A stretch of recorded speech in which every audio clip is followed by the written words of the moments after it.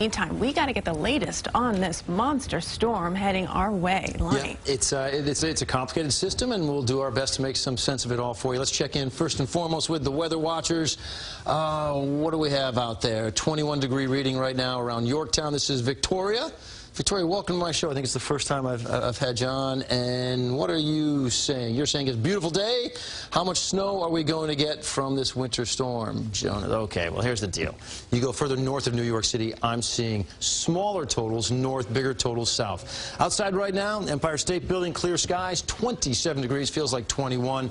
Here are your watches, your warnings, and in our area right now, they're all watches. The green area shows a blizzard watch. All 5 boroughs of the city, throughout all of Long Island, Central Jersey, Southern Jersey, and then it's a winter storm watch for those areas just north of that. But notice well north, Sullivan, Ulster, Dutchess, Fairfield County, not under any sort of a watch, because the National Weather Service also doesn't believe that this system is going to be going really sort of north of our area. And again, I'm going to give you my thinking. I believe it's in line with the National Weather Service, but as I showed you earlier, some weather outlets out there do believe it's going north with those big totals. Not my thinking. I believe we're going to be dealing with some big winds out there regardless, so coastal flood watch is an issue from Friday night into Sunday morning. All of our coastal areas dealing with some wind gusts out there, 50 miles per hour, maybe even more. Here we are, 7 a.m. Saturday. 50-mile-per-hour gust forecast in Point Pleasant. You go through your day Saturday, they're always out there. 51-mile-per-hour gust in Montauk at 6:30 p.m. on Saturday. It's a very, very windy day. Churning up the surf, 8 to 12 foot waves possible on the Jersey Shore. I think the surf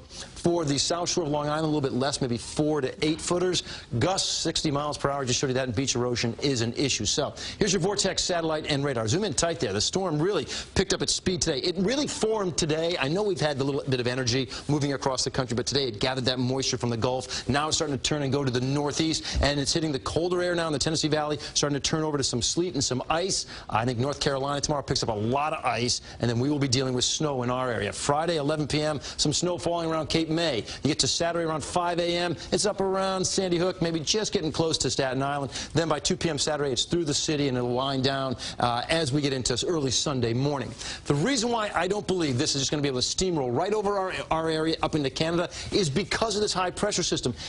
Guys, it's very strong. I mean, it's like pushing 31 on the barometer.